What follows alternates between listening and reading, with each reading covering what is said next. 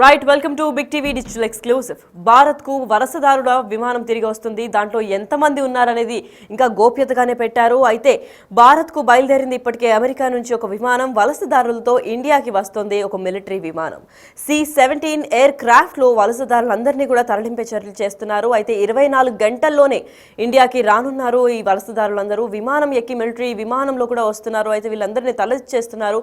Donald Trump second term లో చెప్పినట్టుగానే వీళ్ళందరినీ అక్రమ వలసదారులు ఎవరైతే ఉన్నారో వాళ్ళందరినీ కూడా ఇండియాకి తిరిగి పంపించేస్తామని చెప్పి దాన్ని ఫస్ట్ యాక్షన్ గా తీసుకున్నారు. ఎంత మందిని తరలిస్తున్నారనే దానిపై ఇంకా గోప్యత మెయింటైన్ చేస్తున్నారు. మరి ట్రంప్ అధ్యక్ష బాధ్యతలు చేపట్టిన తర్వాత అక్రమ వలసదారులపై ఉక్కుపాదం కూడా మోపుతుందని చెప్పాలి. అమెరికా చరిత్రలోనే అతిపెద్ద బహిష్కరణ ఆపరేషన్ ఇది అని చెప్పుకోవచ్చు. ఎందుకంటే ట్రంప్ సెకండ్ టైం పదవి స్వీకరణ చేసిన తర్వాత ఇది చాలా తక్షణ చర్యల్లో ఇలాంటిది ఒకటి చేస్తున్నారు. అయితే ఇమీడియట్ యాక్షన్స్లో ఇది ఫస్ట్ యాక్షన్గా తీసుకున్నారు. ఇలానే అమెరికన్ స్టూడెంట్ వీసా పైన వెళ్ళిన వాళ్ళకు కూడా జాబ్స్ చేయకూడదు అని చెప్పి ఇటీవలే హెచ్చరికలు జారీ చేశారు. అయితే ఇప్పుడు ఎవరైతే అక్రమదారులు ఇండియా నుంచి వచ్చారో వాళ్ళందరినీ కూడా ఒక మిలిటరీ ఫ్లైట్లో పంపించేస్తున్నాము అని కూడా ఇప్పటికే సమాచారం అందించారు. మరి ఈ ప్రక్రియలో వేగవంతంగా జరుగుతున్నాయని చెప్పుకోవచ్చు.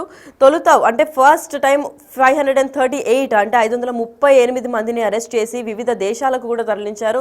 అందులో భారతీయులు లేకపోయేసరికి మిగతా వాళ్ళందరూ భారత్కు చెందిన వాళ్ళుగా గుర్తించి వాళ్ళని స్పెషల్ ఫ్లైట్లో కూడా పంపించే ప్రయత్నం చేస్తున్నారు.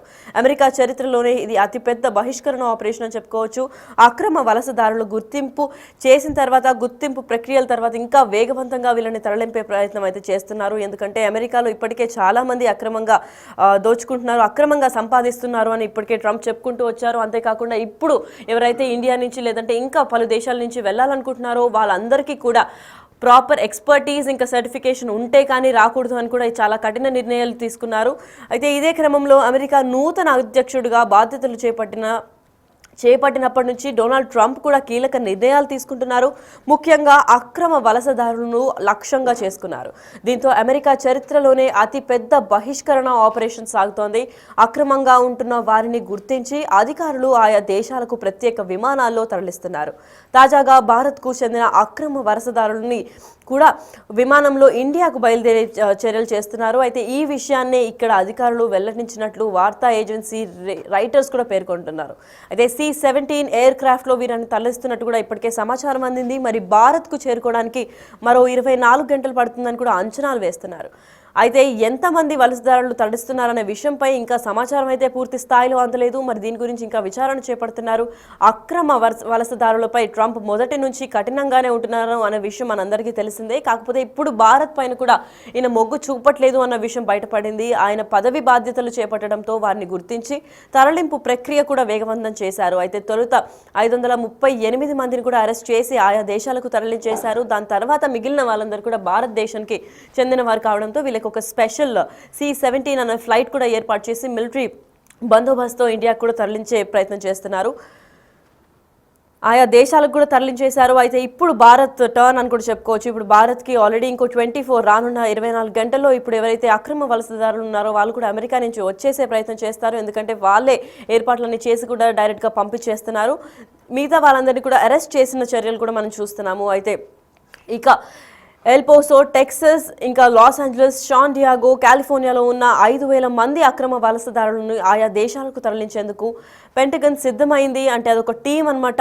అంటే ఆ టీం కూడా ఆల్రెడీ సిద్ధమైపోయింది. ఈ చర్యలు స్పీడప్ చేయడానికి ఏమాత్రం నిర్లక్ష్యం చేయకూడదు అని కూడా ట్రంప్ ఇప్పటికే చెప్పేశారు. కాబట్టి ఎప్పటికప్పుడు పనులు కూడా సక్రమంగా చేస్తున్నారు. అయితే ట్రంప్ ఆదేశాల మేరకు ఇప్పటికే ఇండియాకి అంటే భారత్కు వలసదారుల విమానం కూడా తరలి వస్తుందని చెప్పుకోవచ్చు. మరో 24 గంటల్లో హైదరాబాద్కి ఇంకా ఏ ప్రాంతాల్లో భారత్లో ఈ వలసదారులు అక్కడి నుంచి ఉన్నారో వాళ్ళందరూ కూడా మళ్ళీ ఇండియాకి వచ్చేసే అంశం అయితే కనిపిస్తుందనే చెప్పుకోవాలి. అయితే ఇప్పటికే గటేమాలా, పెరు, హాండ్రస్ తదితరుల దేశాలకు US విమానాల్లో పలువురిని తరలించింది. అయితే ఒక్కొక్క వలసదారుని తరలించేందుకు అమెరికాకు భారీ ఖర్చు అవుతుంది. కాబట్టి గత వారం అందరినీ చూసి ఎవరెవరు ఎక్కడెక్కడ ప్రాంతంలో చెందిన వాళ్ళు అని చెప్పి ఒకటేసారి ఫ్లైట్ కూడా చూశారు. ఫ్లైట్ అరేంజ్ చేసి భారత్కు వలసదారులందరినీ ఒకటే విమానంలో పంపించే ప్రయత్నం అయితే చేస్తున్నారు. అయితే అదే నేపథ్యంలో ఆల్రెడీ ఫ్లైట్ బయలుదేరిందని చెప్పుకోవచ్చు. మరో 24 గంటలు అమెరికా నుంచి ఇండియాకి కూడా వచ్చేస్తుంది ఫ్లైట్. అయితే దాంట్లో ఎంతమంది వలసదారులను పంపిస్తున్నారు, ఏం చేస్తున్నారు, ఎక్కడి నుంచి వస్తున్నారు, వాళ్ళు ఇండియాలో ఏ ప్రాంతాలకు చెందిన వాళ్ళు అయి ఉంటారు అని దాని గురించి సమాచారం సమాచారం అయితే ఇంకా గోప్యంగానే పెట్టారని చెప్పుకోవచ్చు. అయితే ఒక్కో వ్యక్తిపై అమెరికా సుమారు $4,675 ఖర్చు పెట్టింది. వీళ్ళని పంపించడానికి ఒక్కొక్క మనిషి పైనే దాదాపు $4,675 కూడా ఖర్చు చేసింది. అయితే ఇప్పటికే భారీగా ఖర్చు అయినప్పటికీ కూడా ట్రంప్ అసలు నిర్లక్ష్యం వహించకుండా ఎవరికి వాళ్ళకి అరెస్ట్ చేసి మరీ పంపించేస్తున్నారు. మనం విజువల్స్లో చూసుకోవచ్చు. లేడీస్, జెంట్స్ అందరూ ఉన్నారు. వీళ్ళు ఎవరైతే అక్రమంగా అక్కడికి వచ్చి వలసదారులు అంటారు, వీళ్ళని అక్కడ ఎప్పుడైతే జాబ్ చేసి డబ్బులు సంపాదిద్దాం, మళ్ళీ వాళ్ళ కంట్రీకి వెళ్ళిపోదాం అనుకుంటున్నారో వాళ్ళందరినీ గుర్తుపట్టి గాలించి మరి దర్యాప్తు చేసి అరెస్ట్ చేసి ఆ కాళ్ళకి చేతులకి కూడా ఆ బేడీలు, ఆ చైన్స్ వేసి కూడా తీసుకెళ్తున్నారు. అయితే ఇదే నేపథ్యంలో భారత్కు ఎంతమంది రాబోతున్నారు, ఇందులో మన కుటుంబ సభ్యులు ఎవరైనా ఉంటారా ఏంటి అనే విషయం అయితే ఇంకా బయట పెట్టలేదు. మరి చాలామంది ఇండియా నుంచి స్పెషల్గా వెళ్తూ ఉంటారు. యుఎస్కి, అమెరికాకి వెళ్తున్న వాళ్ళలో మన ఫ్యామిలీ ఇంకా ఫ్రెండ్స్కి తెలిసిన వాళ్ళు ఎంతమంది ఉన్నారు ఏంటి అన్న దానిపైన ఇంకా చాలా ఆసక్తి చూపుతున్నారు ప్రతి ఒక్క ఇండియన్. ఎందుకంటే భారత్కు పెద్ద ఎత్తులో C-17 అనే పెద్ద విమానం, అంటే మిలిటరీ విమానంలోనే అందరిని తరలిస్తున్నారు. అంటే దాదాపు ఒక 1000 మందికి పైగానే ఉంటారని కూడా భారీ అంచనా ఉంది. మరి ఆ అంచనా ప్రకారం అందులో ఎంతమంది హైదరాబాద్కు చెందిన వారు, ఎంతమంది తెలుగు వాళ్ళు ఉండొచ్చు, ఎంతమంది ఇండియాలో పలు ప్రదేశాలకు చెందిన వాళ్ళు ఉండొచ్చు అనే దానిపైన అయితే ఇంకా క్లారిటీ అయితే రావాల్సింది ఉంది. అక్రమ వలసదారులపై అమెరికా అనుసరిస్తున్న విధానాల పట్ల ఇప్పటికే భారత్ తన స్పందనను తెలిపింది. అయితే ఇదే నేపథ్యంలో నెక్స్ట్ వీక్ కూడా నరేంద్ర మోడీ డొనాల్డ్ ట్రంప్ని కలిసే ప్రయత్నం చేస్తారని ఇప్పటికే తెలిసిన విషయమే. అయితే దాంట్లో ఏమన్నా ఈ చేంజెస్, రూల్స్ని బ్రేక్ చేసే విధానం ఏమన్నా కనిపిస్తుందా, లేదంటే ఇంకా కఠినతరం చేస్తారా అన్న విషయం పైన అయితే ఇంకా క్లారిటీ రావాల్సింది.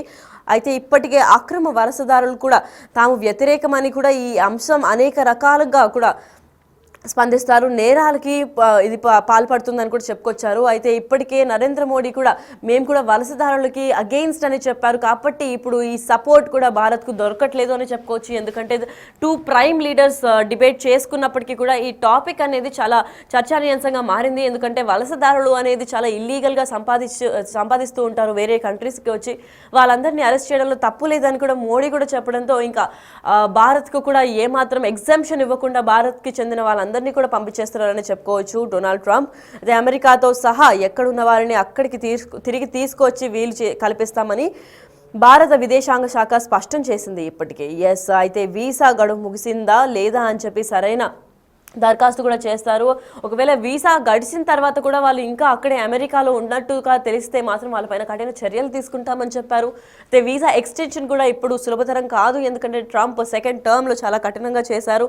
ఈయన తీసుకున్న డెసిషన్స్ ఇంకా రూల్స్, రెగ్యులేషన్స్ అన్నీ మార్చేయడంతో అక్కడ ఉన్న వాళ్ళకు కూడా చాలా కష్టంగా అవుతుంది బతుకు తెరువు కూడా. ఎస్పెషల్గా భారతదేశానికి చెందిన వాళ్ళు కావచ్చు, లేదంటే ఇతర దేశాల నుంచి అక్కడికి చదువుకోవడానికి లేదా జాబ్ కోసం వచ్చిన వాళ్ళు కూడా చాలా ఇబ్బందులు ఫేస్ చేస్తున్నారు.